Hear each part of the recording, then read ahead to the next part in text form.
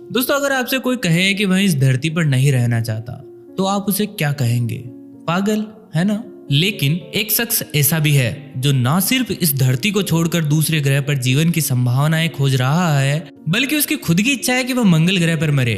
दोस्तों, आज हम बात करने जा रहे हैं 8 जनवरी 2021 को फोर्ब्स ने जिसे दुनिया का सबसे रिचेस्ट पर्सन घोषित किया था और जिसे उसके चाहने वाले रियल लाइफ का आयरन मैन कहते हैं। आज हम बात करने जा रहे हैं एलन मस्क के बारे में। दोस्तों, आज का वीडियो शुरू करने से पहले आप सभी से रिक्वेस्ट है कि चैनल को जरूर सब्सक्राइब कीजिए और हाँ, ये बेल आइकन दबाना ना भूले ताकि नए आने वाले वीडियोस आपको सबसे पहले मिले। तो चलिए दोस्तों, शुरू करते हैं आज का वीडियो।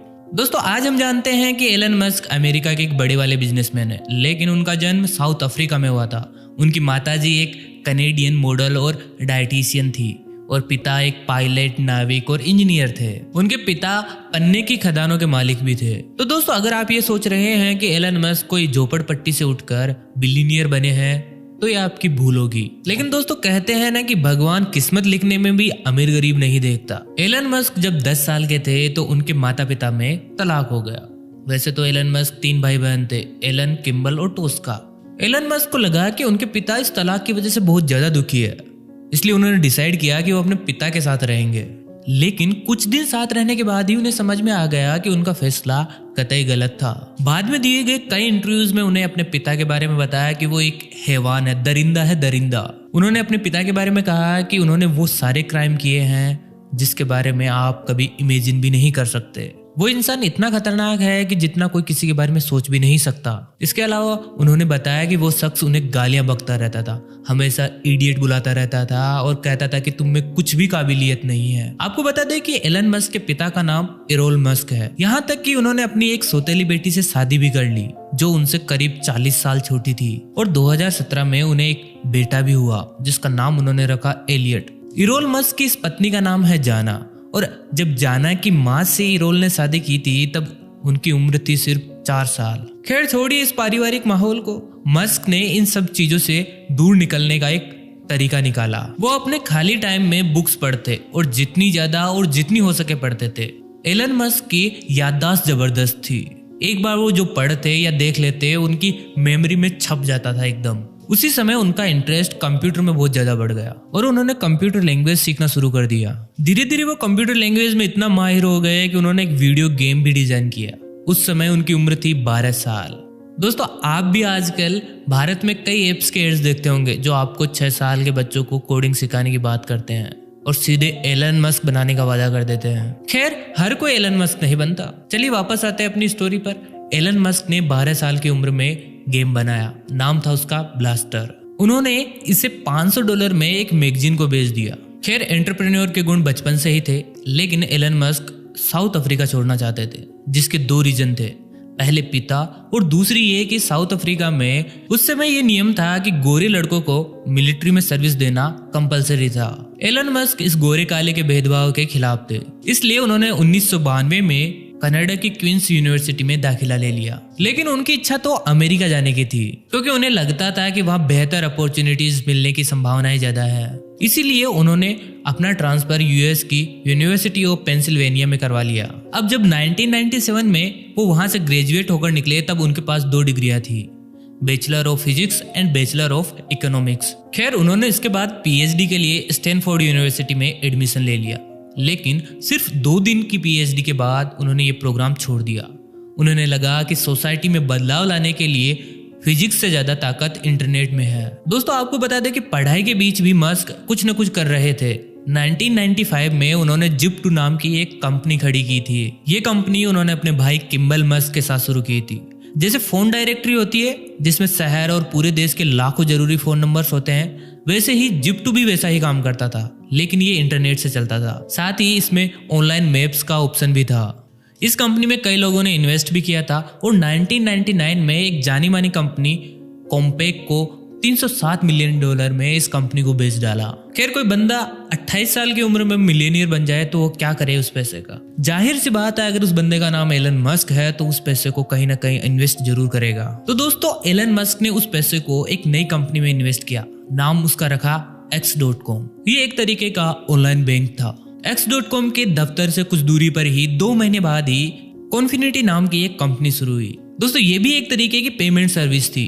दोनों कंपनीज एक दूसरे की रिवाइवलरी थी। X.com के पास पैसा ज्यादा था और कॉन्फिनिटी के पास कस्टमर्स। फाइनली दोनों कंपनी मर्ज हो गई और एक नई कंपनी बनाई गई, नाम रखा गया उसका पेपल। 3 अक्टूबर 2002 को ईबे ने इस कंपनी को खरीद लिया 1.5 बिलियन की भारी भरकम रकम चुकाकर। आपको बता दें कि इस डील से एलन मस्क को 1200 करोड़ रुपए मिले। आपको बता दें कि उस समय जितने भी लोग पेपल में काम कर रहे थे उनमें से 6 लोग आज बिलियनियर हैं, जबकि बाकी बचे कुचे मल्टी मिलियनियर हैं। उन लोगों ने कंपनी छोड़कर तगड़े तगड़े स्टार्टअप शुरू किए। उन्हीं में से एक ने यूट्यूब स्टार्ट किया था।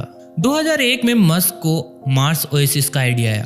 प्रयोग के तौर पर मंगल पर ग्रीन हाउस भेजा जाए, मंगल की सतह पर पेड़ पौधे उगाए जाए। लेकिन दोस्तों, अंतरिक्ष में जाने के लिए रॉकेट की जरूरत तो पड़ती है। मस्क को पता था कि रूस से सस्ते सुंदर टिकाऊ रॉकेट खरीदे जा सकते हैं, इसलिए वे 2001 में रूस के लिए निकल पड़े। लेकिन रूस में उन्हें एक नूबड़े के तौर पर देखा गया, किसी ने उन्हें सीरियसली लिया ही नहीं। 2002 में वो दोबारा रूस गए। इस बार उनके पास पैसा था और रूस आने का एक्सपीरियंस भी। वो 3 ICBMs खरीदना चाहते थे, इंटरकॉन्टिनेंटल बैलिस्टिक मिसाइल्स। इन पुराने मिसाइल्स को रॉकेट की तरह यूज कर अंतरिक्ष में भेजने का प्लान था। लेकिन रूसी अधिकारियों ने एक मिसाइल की कीमत बताई $8 मिलियन। जब मस्क को लगा कि रूसी अधिकारी भाव सही नहीं लगा रहे तो चलती मीटिंग के बीच वो निकल गए बाहर। उनका मानना था कि इससे सस्ते रॉकेट तो मैं खुद ही बना लूंगा। उन्होंने 6 मई 2002 को SpaceX की स्थापना की और आज हम सभी को पता है कि SpaceX आसमान की कितनी ऊंचाइयों पर है। आज वो रूस को भी अपनी सर्विस देते हैं। रूस के अंतरिक्ष एजेंसी से भी सस्ते रॉकेट वो खुद लॉन्च कर देते हैं। नासा भी उनकी सर्विस यूज ले रही है। SpaceX ने अंतरिक्ष के मामले में भी कई इनोवेशंस किए, जैसे कि रीयूजेबल रॉकेट। एलन मस्क अंतरिक्ष से होने वाली यात्रा को आसान और सस्ता बनाना चाहते हैं। SpaceX का फाइनल गोल है इंसान को मंगल पर बसाना। वैसे SpaceX की शुरुआत उतनी शानदार रही नहीं थी। 2006 में SpaceX का पहला रॉकेट लॉन्चिंग सिर्फ 33 सेकंड में फेल हो गया था। उसके बाद हुए 2 और रॉकेट लॉन्च भी असफल रहे। तीसरा रॉकेट लॉन्च असफल होने के बाद 2008 में कंपनी बंद होने की कगार पर आ गई थी। एलन मस्क के पास सिर्फ इतना ही पैसा बचा था कि वो सिर्फ एक और लॉन्च ट्राई कर सकते थे। मस्क ने अपना पूरा पैसा लगाकर वो फाइनल ट्राई किया और उनका रॉकेट लॉन्च सफल रहा। उसके बाद कंपनी की निकल पड़ी। एलन मस्क कहते हैं कि साल 2008 उनकी जिंदगी का सबसे बुरा साल रहा। मंदी के उस दौर में उनकी दूसरी कंपनी टेस्ला भी घाटे में चल रही थी। दोस्तों, ज्यादातर लोग सोचते हैं कि एलन मस्क ने ही टेस्ला मोटर्स की फाउंडेशन रखी और इसे शुरू किया, लेकिन ऐसा नहीं है। टेस्ला मोटर्स की शुरुआत 2003 में सिलिकॉन वैली के 2 इंजीनियर्स ने की थी। इन दोनों ने अपने ई बुक बिजनेस को $187 मिलियन में सेल किया और उन्हीं पैसों से electric vehicle startup Tesla Motors start किया। एलन मस्क ने इस स्टार्टअप को एनालाइज किया और उन्हें इसमें फ्यूचर दिखा। इसी वजह से उन्होंने इसमें $6.5 मिलियन की भारी भरकम रकम इन्वेस्ट करके सबसे पहले इन्वेस्टर बन गए, जिसके साथ ही 2004 में वो इस कंपनी के बोर्ड ऑफ डायरेक्टर्स में शामिल हो गए। टेस्ला मोटर्स का प्लान एकदम सिंपल था।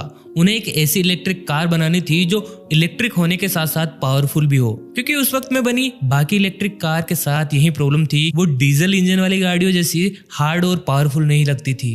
उन्हें चलाने में भी वो फील नहीं आता था। टेस्ला मोटर्स ने इसी चीज पर ध्यान दिया और ऐसी आधुनिक गाड़ियां बनाने का प्लान रखा कि उनमें किसी ड्राइवर की भी जरूरत ना हो। इसी कॉन्सेप्ट के साथ टेस्ला मोटर्स ने अपनी पहली car the road star launch की 2006 में। ये एक स्पोर्ट्स कार थी जो दिखने में बिल्कुल भी एक इलेक्ट्रिक कार की तरह नहीं लगती थी। गाड़ियों की कॉस्ट ज्यादा और फंडिंग कम होने के कारण इसके कई CEO गए और आए, लेकिन एलन मस्क जमे रहे और 2008 में इन्होंने पूरी तरह से इसकी कमान संभाल ली और आते ही उन्होंने कंपनी को पूरी तरह चेंज कर दिया। आते ही उन्होंने टेस्ला की 25% वर्कफोर्स कम कर दी और 75% रोडस्टार गाड़ियों को वापस बुला लिया और $40 मिलियन की फंडिंग कलेक्ट की और इसके अलावा भी $465 मिलियन का US गवर्नमेंट से लोन लिया और फिर उन्होंने ओनली 2450 रोड स्टार गाड़ियां लॉन्च की। ये गाड़ियां पहले से ज्यादा बेहतर थी और फिर टेस्ला ने 2012 में अपनी दूसरी car luxury sedan model X launch की और 2015 में अपनी तीसरी कार मॉडल X लॉन्च की।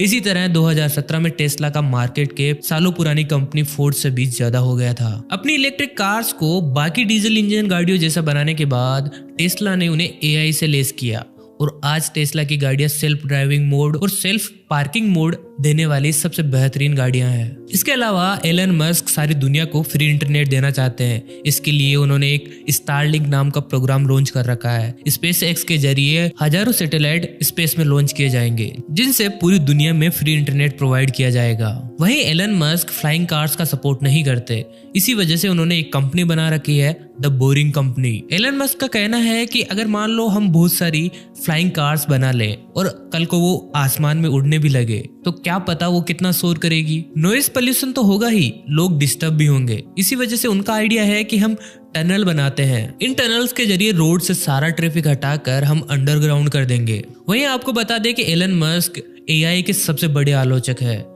वो बार बार दुनिया को एआई के खतरे के बारे में आगाह करते रहते हैं। लेकिन एलन मस्क की ही कंपनी ने न्यूरोलिंक नाम की एक चिप बनाई है। इस चिप को हमारे दिमाग में लगाने के बाद हम डायरेक्टली मशीनों से कांटेक्ट कर सकते हैं, बातचीत कर सकते हैं, बिना किसी कीबोर्ड, माउस या स्क्रीन के। दोस्तों, जब आप एलन मस्क को देखेंगे कि तो वो सबसे सक्सेसफुल दिखते हैं, उनका हर एक आइडिया वर्क करता है, ये कह सकते हैं। लेकिन ऐसा नहीं है। एलन मस्क अक्सर ऐसा करते हैं, सबसे पहले अपने प्रोडक्ट का प्रोटोटाइप लोगों को बताते हैं, उसके बाद फंडिंग इकट्ठा करते हैं और उसके बाद उस चीज को मैन्युफैक्चर करते हैं। कभी कभी वो चीजों को बहुत ही ज्यादा बढ़ा चढ़ाकर बताते हैं। ऐसा ही हुआ 2019 में, जब उन्होंने टेस्ला का साइबर ट्रक लॉन्च करने की बात कही। दरअसल लोगों के सामने लाने से पहले टेस्ला ने दावा किया था कि ये एक तरीके से फुल्ली बुलेट प्रूफ कार है। टेस्ला ने एक इवेंट रखा जिसमें इस प्रोडक्ट को डिस्प्ले किया जाना था। जैसा कि टेस्ला दावा कर रही थी, इस ट्रक पर हथौड़े के वार करके दिखाए गए कि ये फुली बुलेट प्रूफ है। लेकिन जब इसके कांच पर